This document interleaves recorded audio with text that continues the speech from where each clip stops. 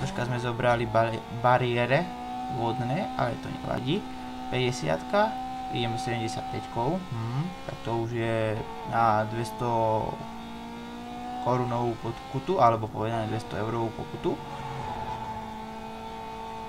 Ale vidím, že sú slabí. Sean Nesto Tinker, to je nič, to ešte nemajú na mňa. Ale keď budeme vo vyšších úrovniach, ale nechcem to spoilerovať, tak to už bude veľmi ťažké. Tieto zakruty, keby som bol ožratý, myslím v skutočnosti, tak pekne by som sa aj dogrcal. To vám musím povedať, lebo ja neznášam takéto zakruty. To je na môj žalúdok veľmi zle. Ale čo už, aj takí musia byť šoféri. A napríklad taký Adorius to nemôže zvládať. A máme 97%, 98%, 99% a závod je náš. Takže 1500 korún vyhrávame, 105 rýchlosťou sme išli 2 minúty 18 čas, to je parádny na to, že máme toto auto ešte nevytuningované, tak to je ešte dobre. Takže dáme blacklist, pozrieme sa na závod a ideme KO systém.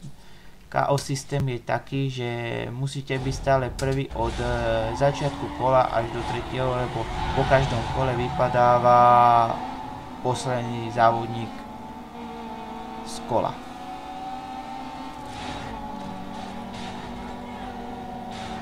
Takže máme tu závodníkov Gearsa, Vignut a Joeyho. Joeyho už ste spoznali v hre Mafia, ktorú som začal natáčať a aj ho pekne dotočím, lebo sa mi tá hra ľúbi. To je asi moja obľúbená hra v strieľačkách, ktorú som už asi 3-krát dohral a stále ma to baví hrať.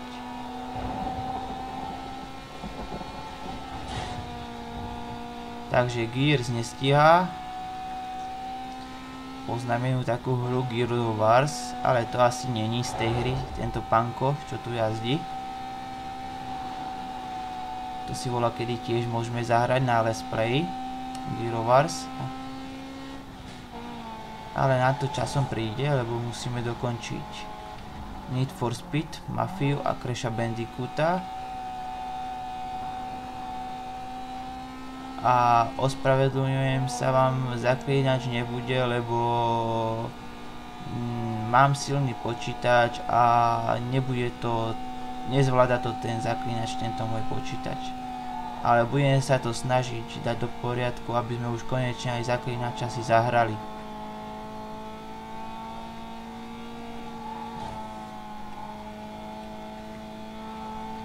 Takže Joey už vypadol.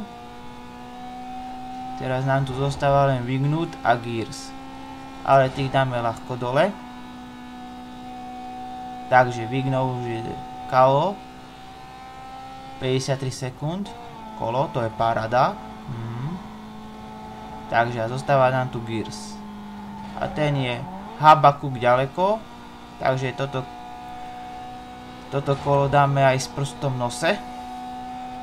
Myslím to obrazne. Nemyslím to skutočne, lebo to by som už bol jaký chrapuň.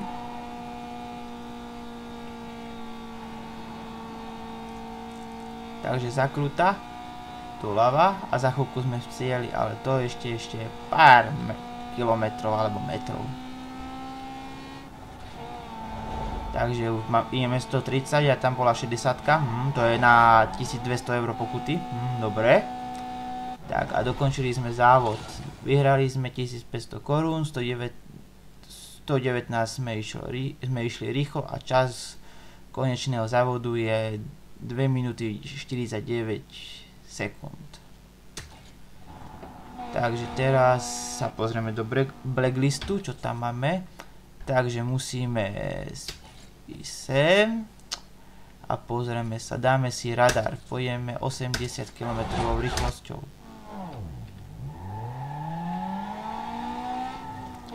Tento radar, keď si všimnete na mape, vyzerá jak Wi-Fi zo starých čias.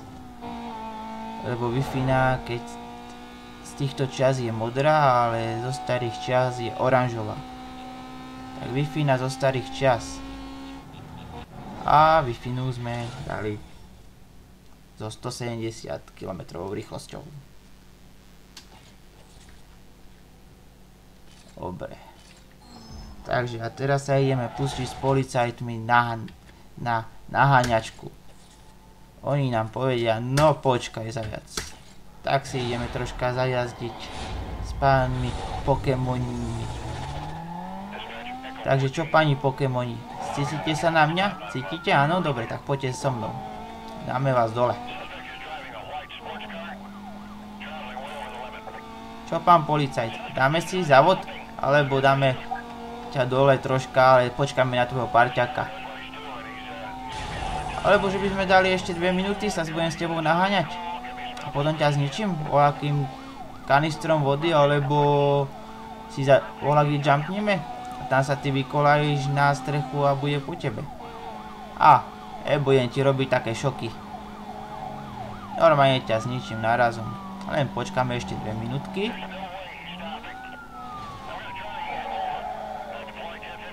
A predbehuj si ma, áno, aj tak nič nespravíš. Aj tak nič nespravíš. Rosevod. To je jak vodovod. Musíme ho počkať. Sa mu zasmejeme. Hihi. Serus. Jeden už je KO. Ale nemyslím ten KO závod, ale myslím KO systém.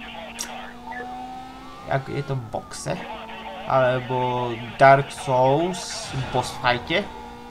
To je tiež tam KO systém.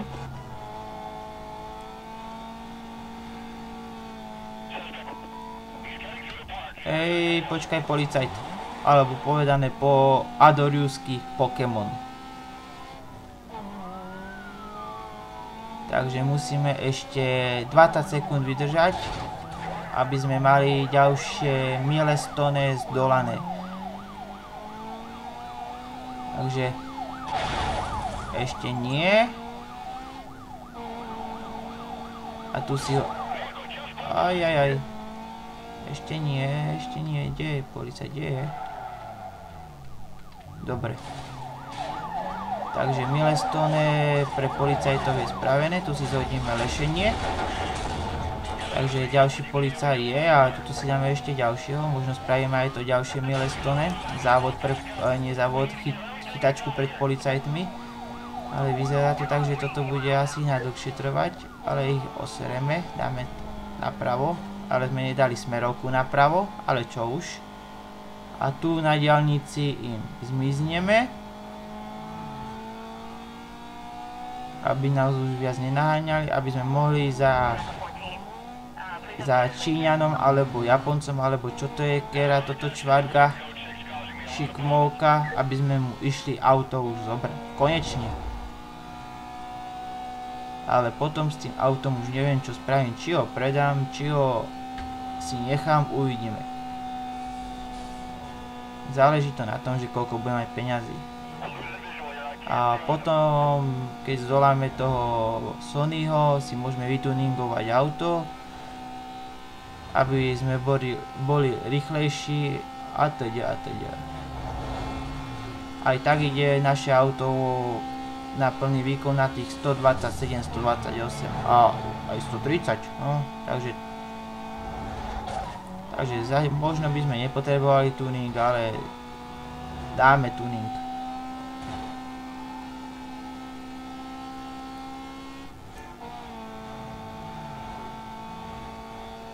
Ale najprv musíme zmiznúť tomuto policajtovi. Takže už nás nebude naháňať, takže sa môžeme pustiť do blacklistu so Sonnym. Ale toto som nepočítal, ideme sem.